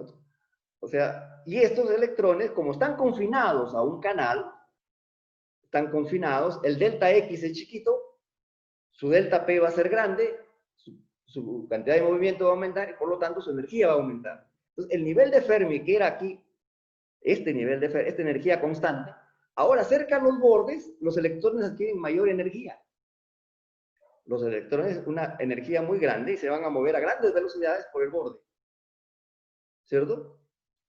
Y estos electrones, digamos, van a tener una energía que se llama mu sub L, los de un borde, y mu sub R, derecha, L es izquierda, y R es derecha. Los de un lado del borde tienen una energía, porque tienen una velocidad, y los otros tienen una velocidad porque regresan con diferente velocidad. Acá, como van a ver en el otro dibujo, acá hay un contacto, acá hay una batería, entonces los electrones de aquí se mueven empujados por este electrodo, van a tener el potencial de este electrodo, los que vienen de acá van a tener su energía, va a ser la carga del electrón por el voltaje de este electrodo, o sea que tienen diferente energía, cada uno tiene diferente energía.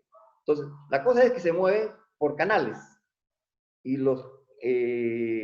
tienen una energía mayor que los electrones que están dentro de la tira, ¿cierto? Dentro, en el centro de la tira, o más o menos cerca, solamente los de los bordes son los que tienen una energía mayor.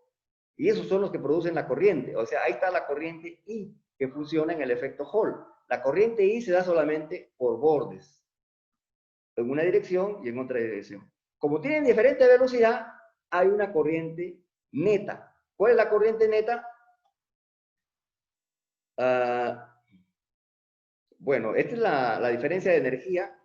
Acá están este es un electrodo a la izquierda, y todos estos electrones tienen la energía de este E por B, de este electrodo, E sub B1, si quieren, y esto de acá regresan con una EB sub 2, entonces van a tener diferente velocidad esto, hay una corriente neta. ¿Cómo calculamos esa corriente neta? Acá está la formulita para calcular, ¿no? Esto de acá lo que me dice solamente, como esos están yendo a toda velocidad y estos están yendo a toda velocidad, la diferencia de energía entre estos dos, es la diferencia entre los niveles, entre los voltajes que los empujaron.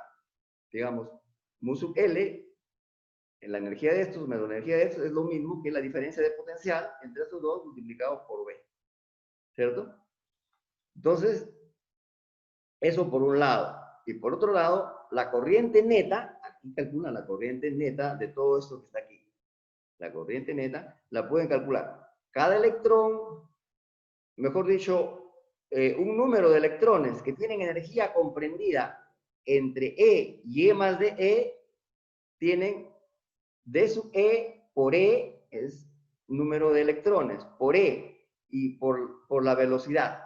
N significa que hay varios canales. Cada canal significa que viene de un nivel de Landau, ¿no? Todos los niveles de Landau aportan, digamos, a estos canales de acá, ¿no? Y cada subcanales, digamos, ¿no? Entonces, N es un subcanal porque viene de un nivel de Landau. Para cada nivel de Landau yo hago esta integral. Para cada nivel de Landau hago esta integral y voy a tener la corriente. Carga por velocidad, ¿cierto? Carga por velocidad por número de electrones. Pero el número de electrones acá lo pone como densidad de estados por diferencial de energía. Entonces, hace el cálculo, por eso yo me preocupé temprano de decirles qué cosa es la densidad de estados. Acá está. La densidad de estados es la fórmula que queremos evaluar. Esta es la fórmula que queremos evaluar. ¿Qué cosa es la densidad de estados? Está aquí. Lo que lo vimos al principio de la clase. 1 entre 2pi por 1 entre la derivada. ¿Y este B qué cosa es? Este B ya hemos definido. La B en el modelo semiclásico es 1 entre h barra por la derivada de con respecto a acá.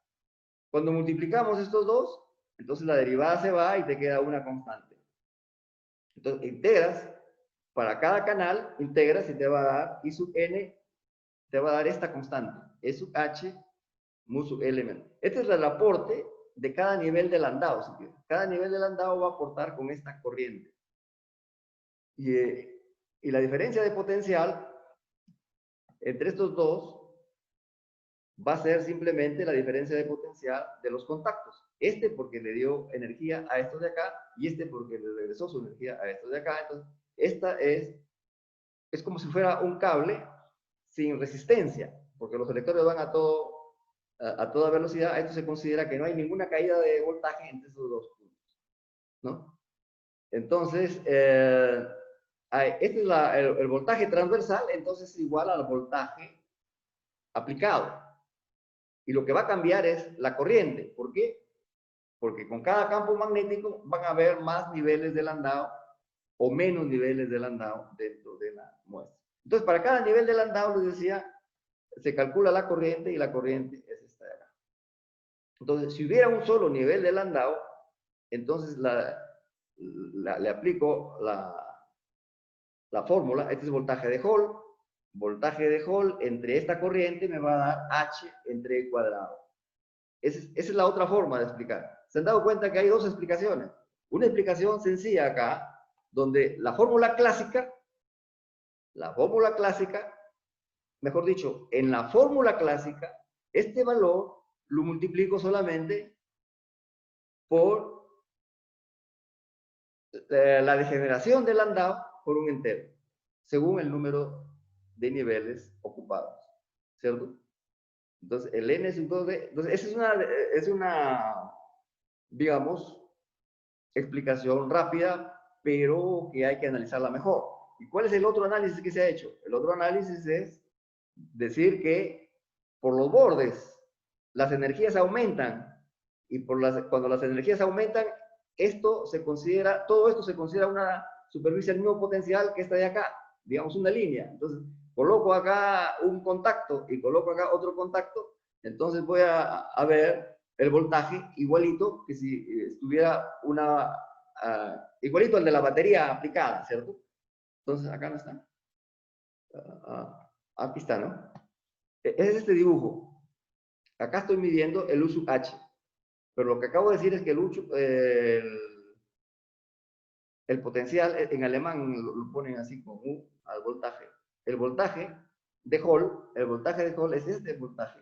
¿Y qué es la diferencia entre estos dos voltajes, entre estas dos energías divididas sobre E, por supuesto?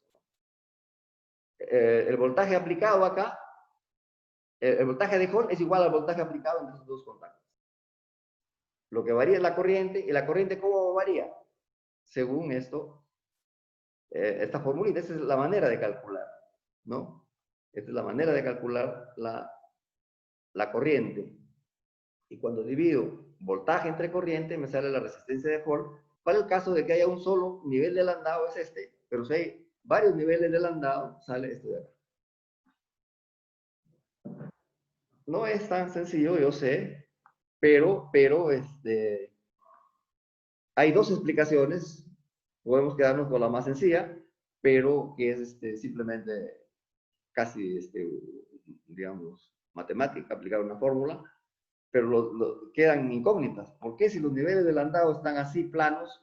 Y eso significa que para cada nivel de Landau hay electrones que están circulando. ¿Cuál va a ser la corriente en el experimento? ¿Cuál es la corriente? La corriente se produce en los bordes debido a los choques que hay con los bordes y debido a las circunferencias incompletas, a las órbitas incompletas que da el electrón. Ese conjunto de órbitas incompletas me da acá un equivalente a un movimiento balístico, donde no hay caída de potencial. Entonces, un borde tiene un voltaje y el otro borde tiene otro voltaje, que son los voltajes de los diferentes, de los dos bordes de la batería. Y la corriente es la que va cambiando. La corriente cambia y se calcula la corriente para cada canal. Es esto de acá. Lógicamente, si hay nu canales, simplemente toda esta sumatoria es nu por esta constante. Y entonces el voltaje va a ser R sub H, es el voltaje igualito como si hubiera uno solo, pero dividido entre el nu. Eso es perdón. Eso es lo que se ve en el dibujo, ¿no? Solamente falta decir una cosa. Este es otro experimento, digamos, que se hace con el mismo montaje. en el mismo montaje, aprovechamos que ya tenemos ese montaje para hacer otro experimento. ¿Y cómo varía la corriente? Perdón, ¿cómo varía la resistencia a lo largo del eje X? Esto es lo que se llama, lo que hemos informado acá, es la resistencia transversal. Voltaje en una dirección, voltaje de Hall, y corriente en la dirección X. Voltaje en la dirección Y, si quieren, voltaje en la dirección Y entre corriente en la dirección X. Pero, ¿cómo sería la resistencia XX? La resistencia XX, ¿cómo es? La resistencia XX es 0, como habíamos dicho, es 0 casi siempre, excepto ¿cuándo? Excepto aquí. ¿Qué significa el paso de aquí a acá? El paso, ¿aquí qué quiere decir? Que habían 3 niveles de landado comportador, 3 niveles de landado ocupados. Acá habían 4. Cuando aumento el campo, ya no hay 4, hay 3. Aumento el campo, hay 2. ¿Qué significa? Que a medida que aumento el campo magnético, un nivel de landado pasa el nivel de Fermi y se desocupa. Y le da sus electrones a los otros. Entonces, en ese momento, se crea este nuevo paso, o sea, esta nueva resistencia, pero en el proceso, como un fenómeno transitorio, en el mismo cambio, cuando pierde sus electrones, entonces en ese momento hay una resistencia, en ese momento se crea una resistencia. El campo magnético, entonces, cuando cambia de 4 niveles de landado a 3 niveles de landado, en ese momento hay un aumento de la resistencia. Esta resistencia es la resistencia, simplemente ocurre en ese instante de cambio, de 4 a 3, de 3 a 2, de 5 a 4, etc. Ahí aumenta la resistencia. ¿Y por qué aumenta la resistencia? La explicación que se da es que en ese momento, acá está, este es el montaje para efecto Hall y este es el montaje para estudiar la magnetoresistencia. Se estudian la resistencia solamente acá en el borde longitudinal. ¿Por qué? Porque cuando eran 4 niveles de landado y ahora hay 3, en ese momento esos electrones que están aquí tienen que pasar a otro nivel de landado y se dice que hay un scattering. Hay un scattering de electrones de una banda o de un canal a otro canal. Los electrones se vienen de este canal a este canal, ¿cierto? Y eso crea resistencia en esta dirección. Hay cambio de electrones en esta dirección, instantáneo, un cambio de número de electrones. Entonces, en un momento cambia la resistencia. Eso se llama efecto del campo magnético sobre la resistencia longitudinal o magnetoresistencia. Hay magnetoresistencia por instante. Cada instante que nosotros cambiamos de n a n-1 niveles de landau ocupados. ¿Se entendió algo o no? El efecto Hall cuántico entonces es un conjunto, para explicarlo hay que tener un conjunto bien ordenado de ideas, ¿no? Todo lo que se ha dicho sobre electrones libres y más todavía, ¿no? Y algo más. La bibliografía está por aquí, creo que no la... Sí, aquí está la bibliografía. Ah, no, esta es una parte de la bibliografía. Profesor, una pregunta. En la última imagen que los La sistemas que última, está... la La última, última. Esa. Antes. En las imágenes donde está para la... Ajá, eso es. El A, ¿qué significaba? No lo entendí bien. ¿el cuál? O sea, las 3 figuras, no le entendí bien, no le entendí bien cómo lo explicó. Ah, ya. Bueno, este solamente es, a ver, este solamente es el sistema para explicar, digamos, es otra manera de explicar esto que está acá. Que los niveles del landau lo que te dicen es que los electrones orbitan, hacen círculos y tienen una energía que son estas que están acá, discretas. Pero este dibujo que está aquí te dice, eso es solamente cuando tú estás en el medio de la muestra. Pero cuando estás en los bordes de la muestra, ya esa energía ya no vale. Ahora aumentan su energía. ¿Por qué? Porque se confinan en canales. Y cuando hay confinamiento, el principio de incertidumbre te dice que el delta X, para que se muevan ahora los electrones, es chiquito. Entonces el delta P tiene que ser grande. Y ese delta P grande significa delta E grande. O sea, estos electrones se van a mover en los bordes y se van a mover a grandes velocidades. Van a haber grandes corrientes acá. No hay caída de potencial entonces. Esto se convierte en una línea equipotencial y esto se convierte en otra línea equipotencial. Eso de acá está representado también aquí, ¿no? Tienes un electrodo y acá tienes electrones de aquí que van en esta dirección, impulsados por este electrodo y tienen, por lo tanto, una energía que es E por el voltaje de acá. Mu sub L, digamos. E por mu sub L es la energía de esto de acá. Y este de acá tiene una energía que es, estos electrones de acá tienen otra energía, que es mu por la energía del otro electrodo, ¿no? Entonces, mu sub L menos mu sub R es E por la diferencia de potencial dada por la batería. Eso es lo que te dice este dibujito. El C, me salto al C. El C dice acá vas a medir el efecto Hall. Para medir el efecto Hall, ¿qué quiere decir? Tienes que medir un potencial transversal y medir una corriente longitudinal. El amperímetro puede estar fuera de este dibujo, ¿no? Mide la corriente longitudinal y acá estás midiendo. Entonces, el experimento de Hall ya es lo que nos hemos demorado más en explicarlo y hemos dicho, ¿a qué se debe el experimento? Que la resistencia de Hall transversal, la resistencia de Hall es por pasos. ¿Por qué? Porque esta corriente que está acá es diferente si hay solamente acá. A ver, ¿dónde estaba? Creo que es aquí, ¿no? Acá hay un solo nivel ocupado. Si hay un solo nivel ocupado, entonces acá no necesitas dibujar dos, sino solamente ocupa un nivel. ¿Está bien? Pero si hay dos, si hay tres, si hay cuatro, niveles de Landau, digo. Entonces, si hay un solo nivel ocupado, entonces vas a tener una resistencia que va a ser, una corriente que va a ser de ese tipo. Si tienes dos canales, o sea, canales que vienen de dos niveles, mejor dicho. De cada nivel viene un canal acá y otro canal acá. Al otro también, un canal acá y otro. Si hay dos niveles que son los que aportan, entonces vas a tener que la corriente es el doble de eso.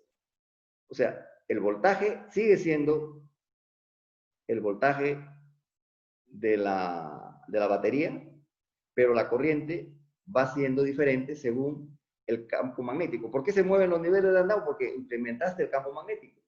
Cuando incrementas el campo magnético, los niveles de Landau cambian y pueden convertirse de 5 a 4, de 4 a 3. A medida que te quedas con menos niveles de Landau, cuando te quedas con 1, tienes la resistencia de Hall máxima, que es simplemente E cuadrado sobre H. Esto es esto de acá. Y esto de acá es una variante del experimento, pero ya no para medir la resistencia de Hall, sino para medir la resistencia longitudinal, la resistencia que va pasando estos electrones que están aquí a lo largo del eje X. Esa resistencia normalmente tú vas a medir 0, porque habíamos dicho acá, de aquí a acá no hay caída de potencial, entonces resistencia 0. Excepto en el mismo momento en que tú pasas de 4 niveles a 3 niveles, y de 3 niveles a 2 niveles, y de 2 niveles a un nivel de Landau. ¿Está bien? En esos momentos en que tú pasas de 4 a 3, o en este caso, por ejemplo, de 3 a 2, entonces, ¿qué vas a tener? Vas a tener que en ese instante cambia la resistencia. Esta es una medida de la resistencia ρ sub XX, o sea, sigma 1 sobre sigma XX, ¿no? Solamente la resistencia cambia en el instante mismo en que los niveles de Landau se vacían, no sé si estará bien el castellano, en que los niveles de Landau quedan vacíos, uno de ellos queda vacío y sus portadores se van a los niveles que todavía quedan debajo. ¿Mejor? ¿Entendieron algo? ¿Pueden seguir haciendo preguntas? Está mejor, ¿no? Ok. Entonces, este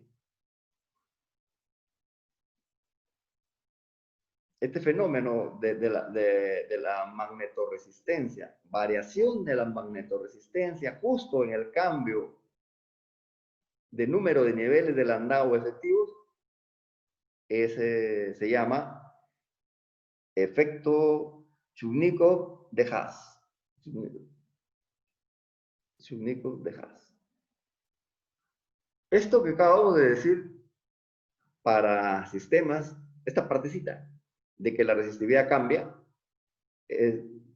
también, no el efecto Hall cuántico. El efecto Hall cuántico es solamente para sistemas cuasi bidimensionales.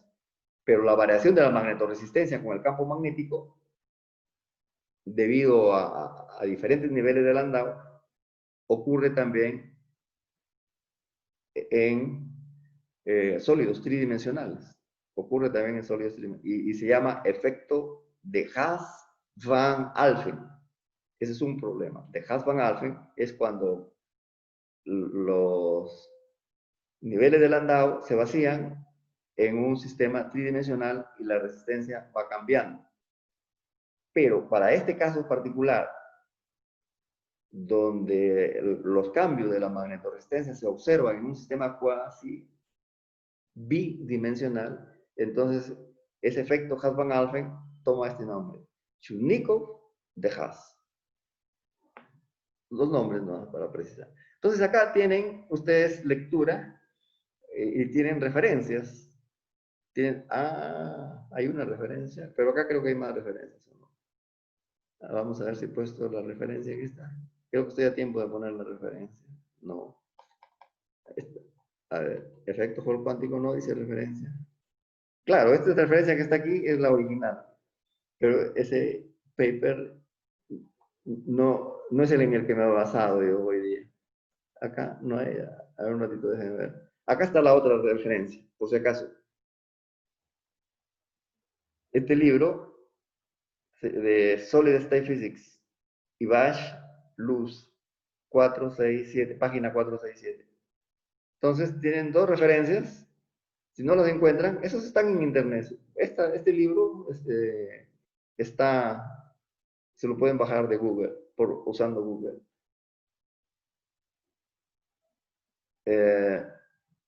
Si no, me avisan para darles. Ok.